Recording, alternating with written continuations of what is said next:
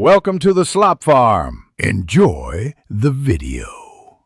In this video, I will show you how to make a fantastic vegetarian Caesar salad, step by step.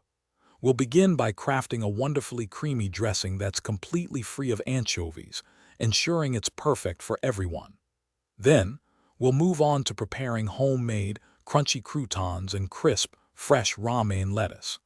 By the end, you'll have a delightful salad that's both satisfying and easy to recreate at home.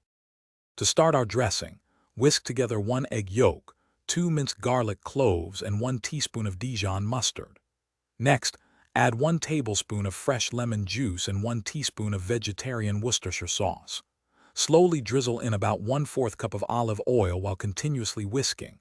This creates a beautiful, creamy emulsion. Finally, fold in 1/2 cup of grated Parmesan cheese and season with salt and freshly ground black pepper to taste. For our croutons, take 4 slices of day-old bread and cut them into 1-inch cubes. Toss these cubes with 2 tablespoons of olive oil, a pinch of salt, and a dash of garlic powder. Bake them at 375 degrees Fahrenheit for about 10 to 12 minutes until they are golden and crunchy.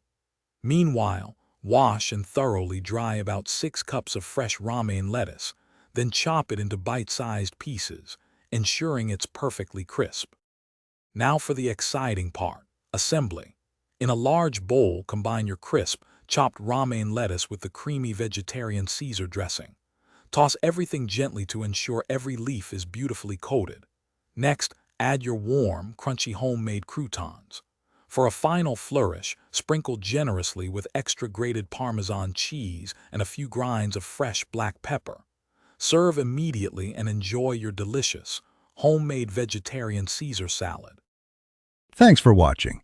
Consider subscribing if we helped you today.